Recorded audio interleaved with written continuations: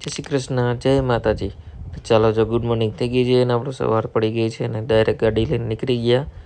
બધું ગાડીની સર્વિસ કરાવી લઈ, કેમ કે સર્વિસ બાકી હતી આપણી નવી બાઇકની.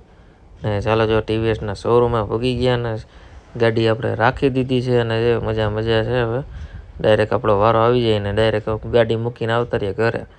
ને તમારા મેડમ પણ જો ઉઠી ગયા છે અને ડાયરેક્ટ કમ્પ્લીટ થઈ ગયો, રસોઈ બનાવી નાખી. હું આવ્યો હતા તો ને પીએનસી બેન આવી ગયા ડબરો લઈને. ને એ થોડીક મગજમારી કરતી હતી કે મારે પેન્સિલ લેવી. પછી ડાયરેક્ટ એને સ્કૂલેથી તૈયાર કરી દીધી ને ડાયરેક્ટ ગયા અમે પછી 4 વ્હીલ લઈને મૂકવા. પછી મેં તો હાલો પહેલાં 4 વ્હીલ લઈને આને મૂકી આવીએ. 5 hours later.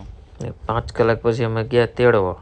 બધા તો આપણી ગાડી ચકાચક થઈ ગઈ હતી. જો આપણી ગાડી ચકાચક થઈ ગઈ છે ને ચાલો જો 5 વાગી ગયા ને પછી આશીર્વાદ લઈને ડાયરેક્ટ દુકાન ખોલીને કમ્પ્લીટ કરી નાખીને ડાયરેક્ટ ચોકલેટ ભાજીકોને દીધી. તો કેમ કે પેપરમાં મેં આવ્યા હતા 19 માર્ક અમારે.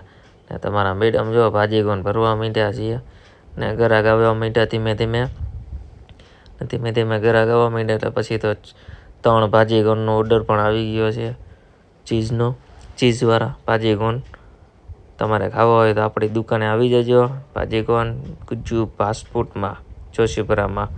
ને ચાલો જો પેકિંગ કરીને ડાયરેક્ટ ભાઈને આપી દીધા. ભાઈ કે મારો સીન લઈ લેજો, કે સાયકલ ન લેતા મારી, મને કીધું હતું એવું એને.